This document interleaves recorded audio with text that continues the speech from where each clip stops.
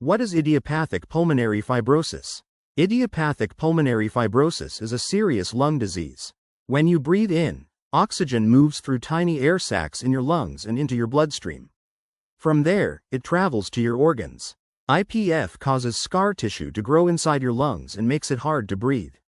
It gets worse over time. About 48,000 people get IPF each year in the United States. IPF scar tissue is thick, like the scars you get on your skin after a cut. It slows oxygen flow from your lungs to your blood, which can keep your body from working as it should. There's no cure for IPF. For most people, symptoms don't get better, but treatments can slow the damage to your lungs. Everyone's outlook is different. Some people will get worse quickly, while others can live 10 years or more after diagnosis. There are treatments to help you breathe easier and manage your symptoms. You may be able to have a lung transplant. Idiopathic pulmonary fibrosis symptoms. You can have idiopathic pulmonary fibrosis for a long time without noticing any symptoms. What does IPF feel like? Your lungs each contain about 300 million tiny air sacs called alveoli that fill with oxygen every time you breathe. In healthy lungs, the walls of these air sacs are very thin, so that oxygen and carbon dioxide can easily pass through them. When you have IPF, scar tissue forms on the air sac walls and in the spaces around them, making them thick and hard. This scarring makes it harder for air to pass in and out of the sacs. That's why you feel out of breath. If you have IPF, you may have rapid, shallow breathing or a dry, hacking cough that doesn't go away. When a doctor listens to your breath sounds through a stethoscope, they may hear a crackling noise in your lungs. After many years, the scarring in your lungs gets worse, and you might have chest pain or tightness, leg swelling, loss of appetite. Other symptoms of IPF include feeling more tired than usual, joint and muscle aches, weight loss without trying, clubbing, when the tips of your fingers and toes get wider. Idiopathic pulmonary fibrosis causes. Doctors don't know what exactly causes IPF. Idiopathic means unexplained, and that's the term doctors use when they can't pinpoint a cause for your condition. Researchers think certain things you breathed in are linked to IPF, such as wood dust or asbestos. They believe that the scarring is caused by something in the body that attacks the lungs over and over, but they don't know what or why. Idiopathic pulmonary fibrosis risk factors. IPF can run in families. Some people with the disease have one or more relatives who have it. In these cases, it's known as familial IPF. Cigarette smoking is linked to IPF. So are some infections, such as the flu, Epstein-Barr virus, hepatitis, and herpes. These things may increase your risk of the disease, although they are not direct causes. People with IPF may also have gastroesophageal reflux disease, also known as acid reflux. Scientists don't know if one disease causes the other, but they suspect that people with GERD may breathe tiny drops of stomach acid into their lungs, which can cause damage over time. Idiopathic pulmonary fibrosis diagnosis. IPF is hard to tell apart from other lung diseases because it shares many of the same signs.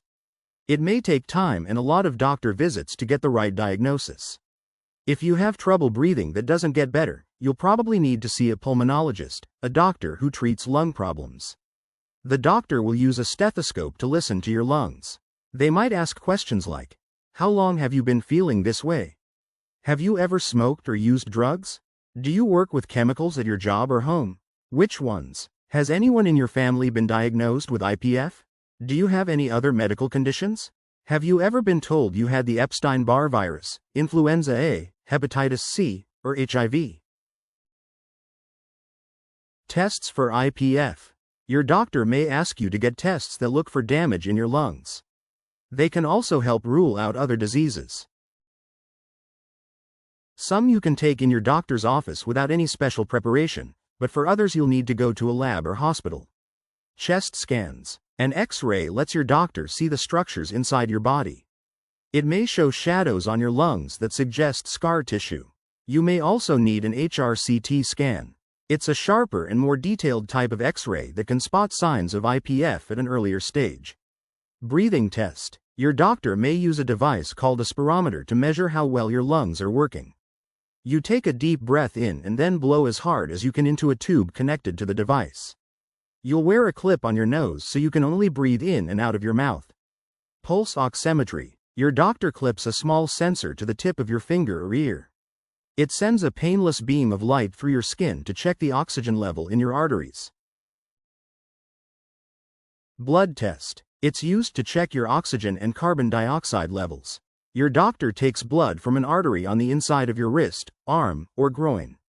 It may be slightly more painful than a regular blood test, which takes a sample from your veins. You may feel some discomfort. You'll need to sit calmly and keep pressure on the spot for a few minutes afterward to keep it from bleeding. Skin test. Tuberculosis causes symptoms that are like IPF, so you may need a test to rule out this disease. Your doctor uses a tiny needle to inject a substance under the top layer of skin on your arm. This will form a small bubble, like a blister.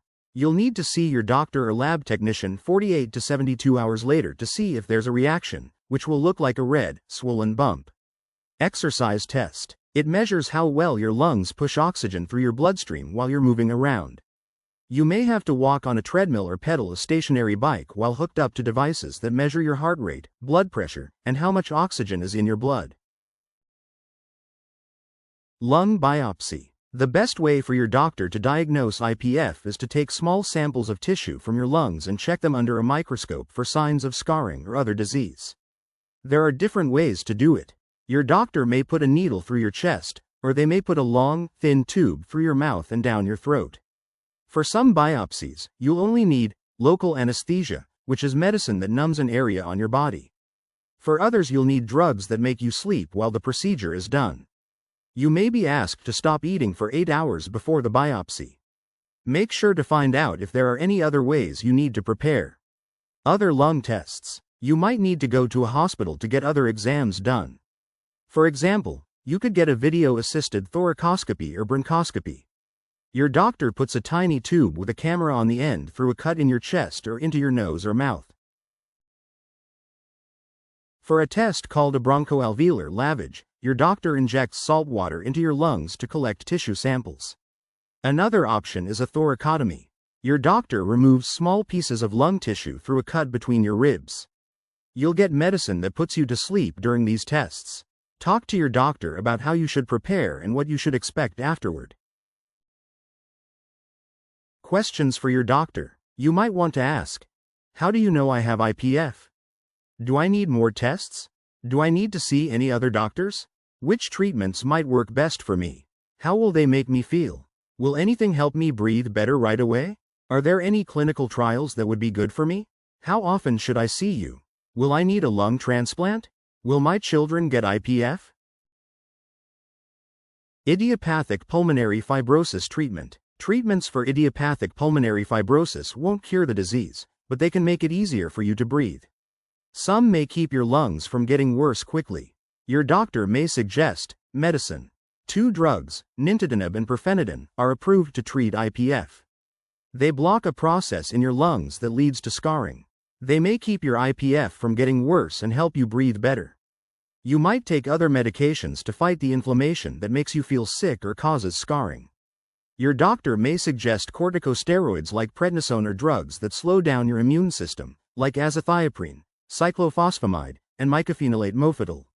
Another drug, N-acetylcysteine, or NAC, is an oral or spray antioxidant widely used to treat IPF. Some studies have questioned how well it works, but a large review of results in 2019 concluded the drug was safe and may help, especially when used with other treatments. Oxygen therapy. It helps you feel less short of breath so you can stay active. You breathe oxygen through a mask or prongs that go in your nose. Whether you need to wear oxygen depends on how serious your condition is.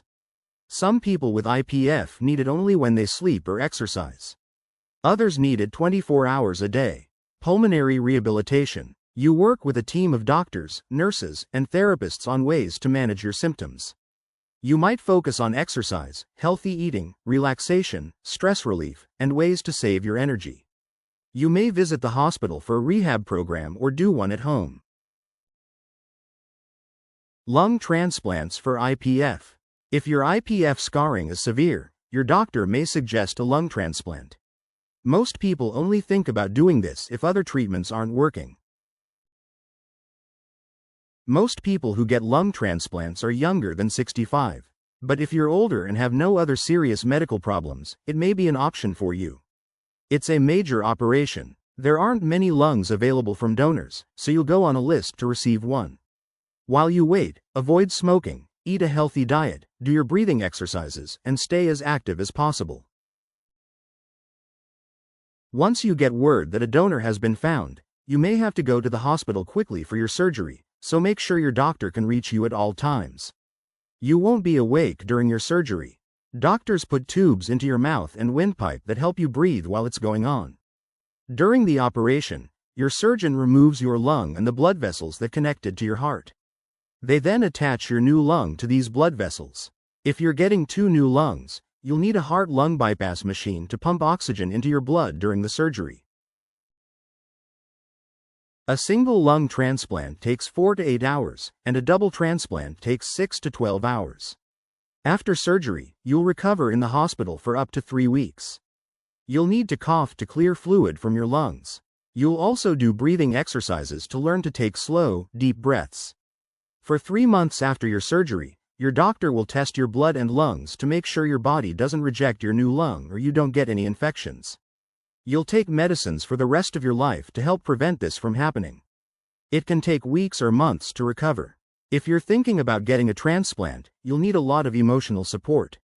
Ask your doctor about support groups that have people facing the same concerns as you. Also find out about educational workshops that can explain what to expect before and after surgery. Living with idiopathic pulmonary fibrosis. Idiopathic pulmonary fibrosis is a serious disease. It will have a big effect on your life and your loved ones. To stay as healthy as possible, follow your treatment plan and see your doctor regularly to make sure your treatment is working. Other things you can do to feel better include: eat healthy. A well-rounded diet of fruits, vegetables, whole grains, low-fat or fat-free dairy, and lean protein is good for your body in general. Eating smaller meals more often will also give your lungs more room to breathe. Exercise. Take a daily walk or bike ride. It can strengthen your lungs and reduce stress. If it's hard to breathe when you're active, ask your doctor about using oxygen during your workouts. Quit smoking. Cigarettes and other tobacco products damage your lungs and make breathing problems worse. Your doctor can suggest programs to help you quit. Get all your vaccines and boosters. Vaccines can protect you from infections like COVID-19, the flu, whooping cough, or pneumonia, which can harm your lungs.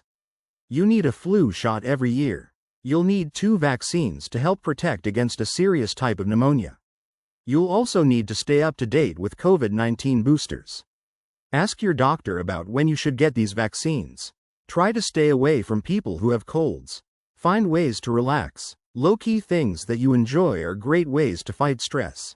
Try reading, drawing, or meditating. IPF life expectancy. How long you'll live with IPF depends on many things, including how old you were when you got your diagnosis, what stage your IPF is in, and how it's treated. Doctors don't know the average life expectancy. You may see online sources that say you'll live 3 to 5 years after diagnosis, but those numbers are outdated and don't take into treatment options you have now. It can be hard to manage an illness like IPF. Remember that it's okay to ask a doctor, counselor, friend, or family member for help with any stress, sadness, or anger you may feel. Support groups are good places to talk to other people who are living with IPF or a similar condition. They can give you and your family advice and understanding.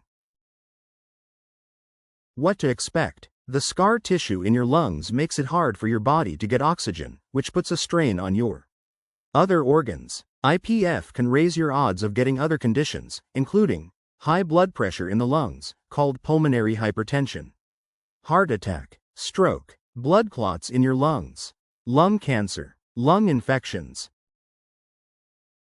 Ask your doctor what you can do to lower your chances of having these problems. There may be treatments that can help with these conditions, too. Everyone with IPF is different. For some, the disease gets worse quickly. For others, it can be a slow process in which their lungs stay the same for a long time. Talk to your doctor about your condition and what you can do to manage it. Average survival is 3 to 5 years, but some people live much longer. A lung transplant can also change your life expectancy. To learn more about IPF or find a support group in your area, visit the website of the Pulmonary Fibrosis Foundation.